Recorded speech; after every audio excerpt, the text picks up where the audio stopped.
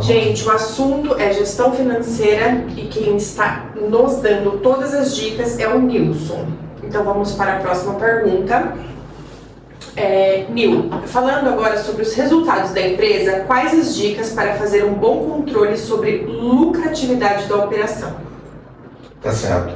Bom, para o empresário saber para onde o seu negócio está indo, né? Para onde que as coisas estão indo, como é que, né, tô tendo retorno sobre o meu negócio, como é que as coisas estão acontecendo, é importante que você tenha o controle sobre a lucratividade da operação, e esse controle se dá basicamente através de você fazendo um demonstrativo de resultados. O que é isso, na verdade, né? Na verdade, você vai estar, assim, mensalmente elencando aí as tuas receitas, né? O quanto você faturou das tuas vendas, né? De serviços e produtos naquele período, no mês ou na semana, ou no período que você estiver analisando. Você tem, e essas receitas você já tem lá do seu controle de vendas, né, que a gente comentou no vídeo anterior. Então você tem, através desse relatório de vendas, você já tem as suas receitas para você monitorar. Nesse demonstrativo também é importante você ter o controle das suas despesas, né? E aí, para a gente falar um pouquinho, exemplificar um pouquinho de despesas, as despesas a gente pode classificar elas como fixas, que são aquelas despesas que você tem todo mês, né? Independente de você trabalha ou não trabalha, se tem movimento ou não tem movimento. Então, despesas como aluguel, como internet, como água, luz, telefone, IPTU, salários, né? Só para identificar, por exemplo, você que é empreendedor, começou agora, você tem seu espaço, você ficou doente, 15 dias gripado, essas contas que ele está falando não vão parar de vir. Então elas são, por isso que ele está falando que são fixas. Se você trabalhou ou não, elas vão acontecer. Então, e tem também, você precisa ter, exatamente, controlar essas despesas, você precisa, vamos dizer assim, registrar essas despesas para você ter o controle de quanto você está gastando com essas contas. E também as despesas que eu chamo de despesas gerais, que você tem, por exemplo, com manutenção do espaço, você tem despesa com, eu vou investir em marketing, numa publicação, numa mídia, alguma coisa. Então, são despesas pontuais, né? Algumas despesas financeiras, por exemplo, você venha a ter, um cartão de crédito, alguma coisa. Então, são esse tipo de despesas gerais, que não são recorrentes, né? Você vai conforme a demanda. E também é importante você ter aí o controle dos custos dos produtos que porventura você tenha na sua operação. Então, falando de um espaço do ramo da beleza, caso o teu negócio você faça revenda de produtos, então é importante você também ter o controle de qual foi o custo desse produto, para que você possa a margem de identificar qual é a margem, enfim, você conseguir identificar aí no final. Então, você tendo esse reporte mensal das suas receitas, né, do seu faturamento, produtos e serviços, você tendo a mensuração de quais foram as despesas que você teve naquele período, aluguel, telefone, como a gente comentou, as fixas, né, e as despesas gerais que porventura você fez no mês, e também os custos do produto que você vendeu, o resultado dessa operação vai ser a tua lucratividade, foi quanto que você apurou de resultado naquele período, naquele mês, naquele ano, naquela semana. E aí você consegue mensurar isso facilmente, né? E aí você consegue analisar também através dessa ferramenta, que nós chamamos de demonstrativo de resultado, não só a questão da lucratividade, né, do retorno que a empresa está dando, né, naquele segmento, mas você também consegue analisar aonde você precisa atuar. Então, por exemplo, talvez eu preciso atuar, as minhas despesas fixas estão muito altas, eu preciso atuar aqui para tentar diminuir um pouco, algumas ações para fazer isso, ou até mesmo identificar a necessidade de fazer algum incremento de vendas, né? Então, onde que eu posso alavancar minhas vendas? Porque às vezes as minhas vendas estão muito baixas, estão abaixo do que eu esperado, então você consegue fazer, tendo essas contas abertas, você consegue identificar onde você precisa atuar para você melhorar o teu resultado. E fica mais claro também assim, né, sei lá, você tem um custo, tudo isso que ele falou somado aí, sei lá, custa R$10 mil por mês, por exemplo. e você está pagando só de aluguel do teu espaço 6 mil, significa que 60% dos teus custos estão no aluguel. Você pode fazer uma análise, falou, peraí, 60% dos meus custos é meu aluguel, vou mudar de lugar, eu vou negociar o aluguel, o que eu vou fazer? Porque claramente está muito alto, né? Claramente está muito alto, você consegue ele está falando onde você vai atacar. Se é no aluguel, então estou gastando muito de luz, estou pagando muito caro no produto, você consegue atuar dessa forma.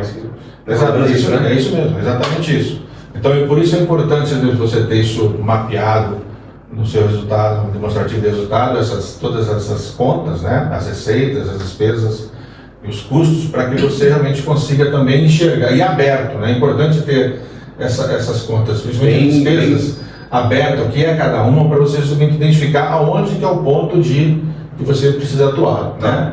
Não adianta falar que é só nas despesas fixas, mas onde nas despesas fixas? Exatamente. No aluguel, na luz, no imposto? Exatamente. Né? E da mesma forma, atuar na questão das vendas. Se você identificar que precisa atuar para aumentar seu faturamento, para fazer jus frente àquela estrutura que você tem de custos, então você precisa trabalhar em cima disso. Um exemplo muito prático por exemplo, vi que esse mês meu faturamento está baixo, então eu preciso fazer 10 dermaplanings, por exemplo, a mais que o mês passado.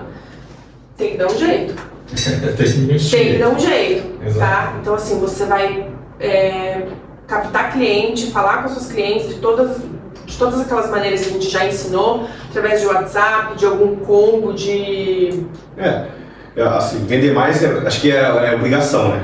Todo mundo quer mais cliente. Se você for capaz de atender com qualidade, com certeza. É obrigação. Então, vê se eu preciso de mais cliente. Você precisa de mais cliente, com certeza. Mas às vezes você consegue. Tem que ser capaz, né? Você consegue melhorar o faturamento fazendo essa conta. Aí se eu fizer mais 10 dermaplanings, então o que eu vou fazer para correr atrás para conseguir esses 10 dermaplanings a mais nesse mês? Perfeito. Você consegue ver, se eu fizer 10 dermaplanings, eu vou faturar tanto. Isso. Que tá faltando, que vai gerar tanto de caixa que eu tenho tanto de conta para pagar. Que você viu lá no fluxo de caixa. Porque se tem um problema, você achou uma solução, né, que é fazer 10 dermaplanings a mais, e agora você precisa saber como que você vai conseguir. Por isso a importância de você ter esse reporte. Se você não tem isso registrado, se você não tem isso controlado, você não sabe onde tem que atacar e o que tem que fazer. Então, é importante partir desse tipo de controle, desse tipo de registro, para que você possa tomar as decisões no lugar certo. Exatamente. Agora, se você não tem esse controle, não tem esse registro, você não sabe onde atacar. Eu não sei qual é o meu custo, eu não sei qual é a minha despesa, eu não sei quanto vendi, então, o que vendeu. Então, realmente você... porque, gente, negócio não é joguinho do Banco Imobiliário. Mas que você sempre fala, Nandinho, mas se seja pequeno, você está começando, é uma empresa. Exato. É uma empresa, não é... Uma outra coisa que eu acho importante, que eu não sei se a gente ia falar nesse quadro, mas eu queria linkar. As pessoas, a gente já falou várias vezes isso aqui também, as pessoas, elas não separam o CPF do CNPJ, assim, elas usam o CPF para as clientes fazerem o PIX ou o depósito. Então, essa é a questão de não misturar, a questão que a gente falou no começo, de não misturar o recurso financeiro. Mas tem gente que separa. Separa a conta, mas ainda está no CPF, não tem o CNPJ. Ela não é uma empresa. Ela não é uma empresa. E às vezes a gente tem a MEI, não usa a MEI, usa o CPF para receber. Isso faz parte da disciplina. E também tem a parte em questão de imposto também, né? Claro, porque no CPF a porcentagem é maior do que ela. Sim, mas as pessoas não sabem disso. Tem uma faculdade ensina isso. Se ela for registrar tudo que ela recebe no CPF, ela vai pagar o imposto de renda em cima daquele valor. Que é 27%. Depende, é uma escala, né? Depende, é uma escala que sai vai até 27,5%. Sim, né? vai até 7 e poucos e vai até 27,5%. Então, e na MEI a porcentagem é muito menor. A MEI, na verdade, você paga imposto, depende do seu faturamento. Uma MEI é uma coisa totalmente extraordinária, mas geralmente está em 15%, você vai pagar uma empresa assim, mais ou menos, no máximo, né? Você vai pagar de imposto. Quando uma empresa, uma ME, você vai pagar em torno de 15%. Ou seja, então, tem menor, gente, do que a porcentagem que você paga de imposto em cima do CPF. Isso é imposto de renda, tá, gente? Isso. Tem mais 1 milhão de impostos, mas esses vão de imposto de renda, só para deixar claro. Que Eu acho que esse comentário é válido no sentido de, quando a gente comentou naquela disciplina de você separar os recursos financeiros da empresa e da pessoa, da pessoa física, realmente separar mesmo. Então, não CPF utilizar e CNPJ. separar CPF e CNPJ, né? Para você realmente não ter... É até uma estratégia, para você economizar no imposto.